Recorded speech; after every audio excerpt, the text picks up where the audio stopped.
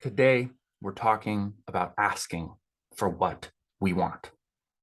Ask for what you want. Only by asking for what you want are you going to get what you need and what you want.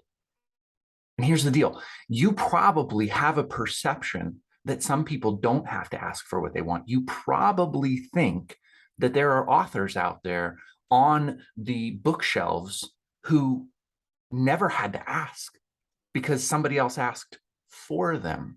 You probably think if you publish traditionally that somebody else will ask for you and you can sit back and not do the work of asking.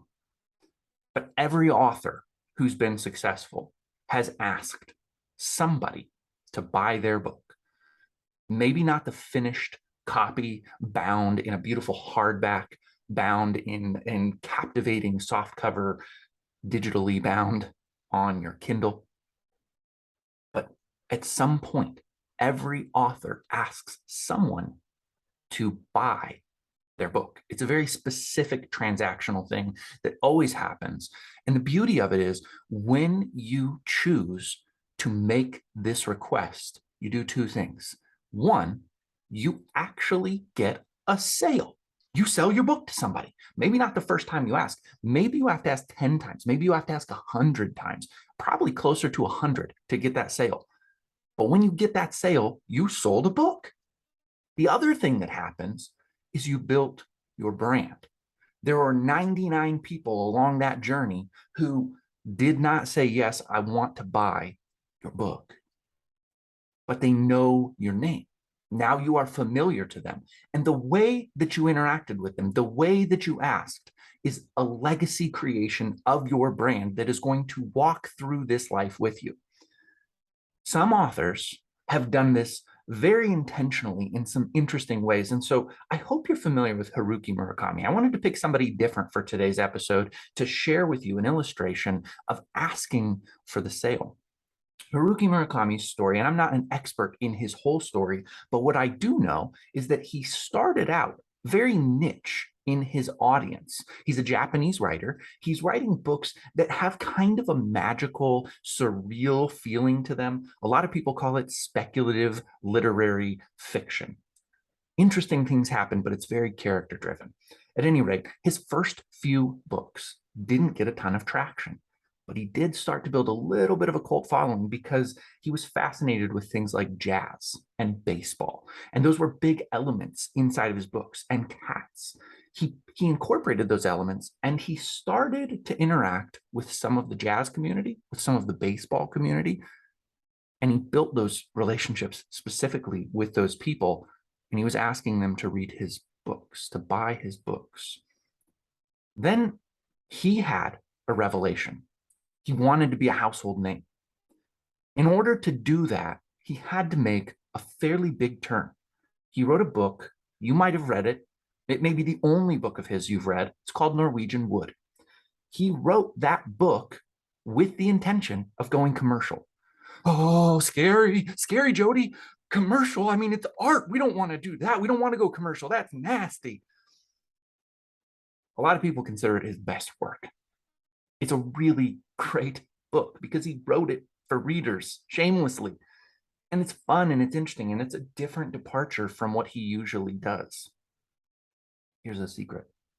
I haven't read Norwegian Wood. Hope you could hear that. I haven't read Norwegian Wood. I've read almost everything else that he's written. I really like his weird magical style. But he pulled a fast one on us because he quickly jumped into the community and started asking more people to buy his book. He got out there on TV programs in Japan. He got on radio programs. He became omnipresent, everywhere present, all the time. People were seeing and hearing about Haruki Murakami. People were running into articles about him in major literary magazines. He was featured in the New Yorker. He was using a combination of grit and grinding it out and advertising and perfecting his story. Anytime you hear Haruki Murakami talk, I don't know, I'm having so much trouble saying his name, he's going to talk about one of a few things: running, baseball, cats, jazz, something of that is going to come up and he's going to start to riff on it and he's going to get a little bit excited, but he's not too emotional. So, his level of excitement would be kind of like me taking a sip of coffee. Thank you, Ryan Switters, for this beautiful coffee mug. I continue to use it daily. Oh, and this is a good moment, by the way, to ask you, if you enjoy the podcast, I would love it if you would hit the follow button on your app that you're listening on right now, or YouTube. You can smash the like button. This is my second episode on YouTube. I really enjoy doing this video thing, but it also forces me to perform at a level I didn't used to have to perform at because I wasn't like visible to everybody. I've really liked it. So thank you for being with me on this experiment. And I hope that you're gaining a great amount of value out of being reminded that even though our books are art, they are also an object of value for other people. It's not this precious little piece of our soul that we don't share. No, we give it. We give it away. And oh, this is good. This is really good. Your book is worth more than you're trying to sell it for. That's why people buy it, because they feel like they're getting a deal. Nobody, and I mean nobody, would buy the first printing hardback copy of a Haruki Murakami novel if they didn't actually think they were getting a deal. The problem is they couldn't wait for it. $30. They couldn't wait to throw $30 at the cash register and run out of the store with that book because they knew it was going to deliver. That was going to be the best 8 to 12 hours of most readers' lives who bought it. They knew it was going to be good, and it delivered. It over-delivered. You had so much fun reading that book that you recommend it to other people. Hey, listen, I want you to give $30 to the cash register at your local bookstore. Ours is the Bookworm in Omaha. I love the Bookworm. Great place. And get that book because it's going to be so worth your time. And here you are right now. Maybe you're a self-published author. I know I'm talking to a lot of self-published authors. You're putting your ebook out there for 99 cents or free 99. And you're complaining because you're not moving copies of your book. Well, a couple of things are happening. One, you're not asking for anybody to buy your book. You're putting it out there as a link on your social media profile to the 500 friends that you currently have that all know you. They know you before you were an author. They know you now that you think you're an author. And I do say think you're an author because, well, I mean, if nobody's reading your books, what are you? You're a writer. I don't know. You're a journaler. And please be offended by that. By all means, be offended, because I would rather you have some kind of feeling than self-pity. Stop pitying yourself if you're not moving books. You're not asking for it. And posting a link to your book on social media does not count. You're not asking anybody to do anything when you post something on social media, except please waste your time looking at this thing that I'm not going to build any value in for you. Hey, do you have cats in your book? You think cat lovers would like your book? Do you have jazz in your book? Do you think that jazz enthusiasts would like your book? Do you have baseball in your book? Will baseball enthusiasts be enthusiastic to read your book? Because if you've said yes to any of these things, now you know who to ask. I'm going to go a little bit deeper into some tips and tricks at another time, but I want to get your mindset right first.